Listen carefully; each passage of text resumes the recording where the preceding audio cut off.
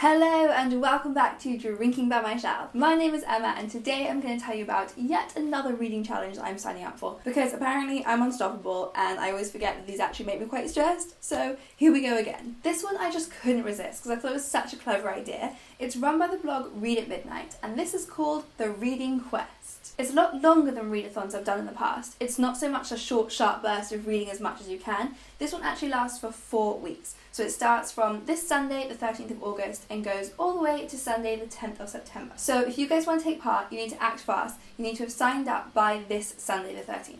So I'm going to put a link to the Read at Midnight blog in the description box below because it'll be easier for you to just read all the instructions there. But today I'm just going to give you a really quick overview of how it works and what I'm planning to do during the reading quest. So the idea is that it's based on a game. It's like the experience of playing a video game, or I don't really play video games, but I play a lot of nerdy board games, so for me it'll be like that experience. And depending on which character you choose to play as, you'll have a slightly different quest. But once you complete that, you can then go back and play as the other characters as well. When you figured out which character you want to be, look at what the missions are, and you basically get 10 experience points, they're called, for each book that you read that ticks off one of the quests, and you have to do a separate book for each quest, you can't double up. Once you've ticked off all 5 of your missions, then you get a bonus 50 points for having completed that, and then you can go and start as a different character and you'll get an extra 30 for each additional character that you complete. You with me so far? I'm going to be playing as the knight because I like to look of those missions the best, and these are the books I'm planning to read.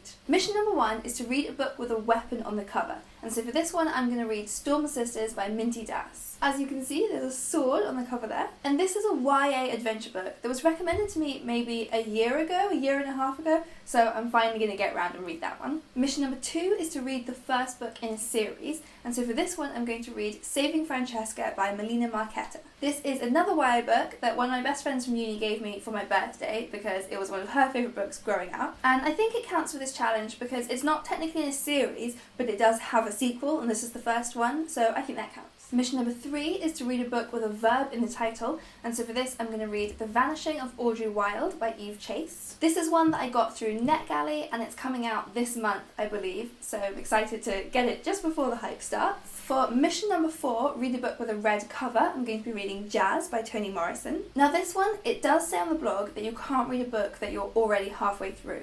And I did start this one for Booktubeathon, but because I was reading it in such a bitty way and I didn't finish it, I'm actually just going to start from the beginning again, so this will be fine. I will be reading the whole book within the reading quest. And then the 5th mission is to read a book that has a TV or movie adaptation, and this one I'm getting really ahead of myself. I'm going to read Truly Madly Guilty by Liane Moriarty because I was just reading about how Reese Witherspoon and Nicole Kidman are going to adapt that one as well after Big Little Lies did so well. And I hadn't read Big Little Lies before I saw the TV show, so this time I'm getting way ahead of the curve. I will have read it before the TV or movie comes out. I don't know which one they're going to do. So those are my 5 main quests as the knight. So if you're playing along, you just need to find your 5 books that will complete all the quests of your character, and you get 10 experience points for each book, 20 if the book is written by a marginalised author, and 5 if it's a graphic novel or manga, just because those tend to be a bit shorter or quicker to read, I guess. But at the same time as that, you can also go on side quests even before you finish your character mission. And do go click on the link below to see what there are, because there's quite a lot of them,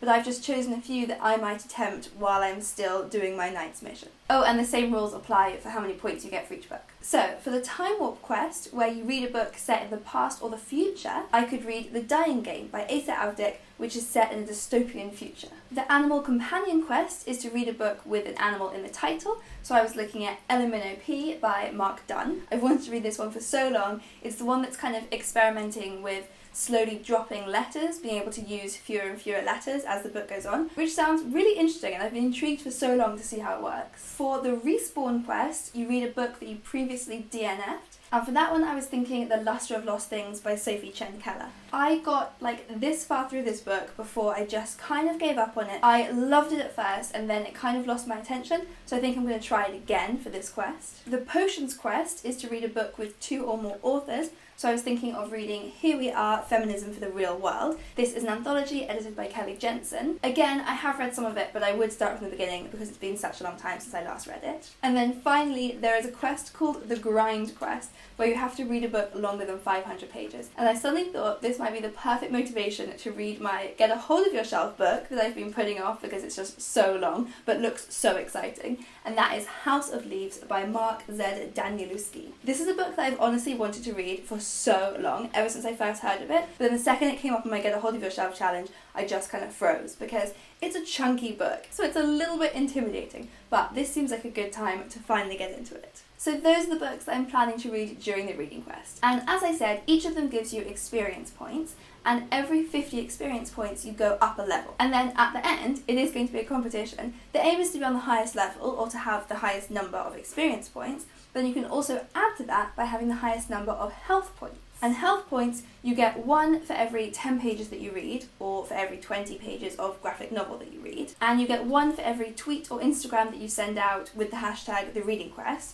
And they did say that it has to be like a meaningful tweet. You can't just put the hashtag and not make an effort with it. But you can only get a maximum of 20 health points through the social media way. The rest of them do have to be from reading pages. So that's it. That's the reading quest. So I'm going to be getting started with this one on this Sunday, the 13th of August. I think I'm going to start with The Vanishing of Audrey Wilde because that one sounds exciting. And I'm going on holiday for the next 2 weeks, but I will update you on my reading quest as soon as I'm back. So do leave me a comment if you're planning to take part in the reading quest. I think this one sounds like such a cool idea. And of course, don't forget to hit that subscribe button for new videos every Friday. See you next time!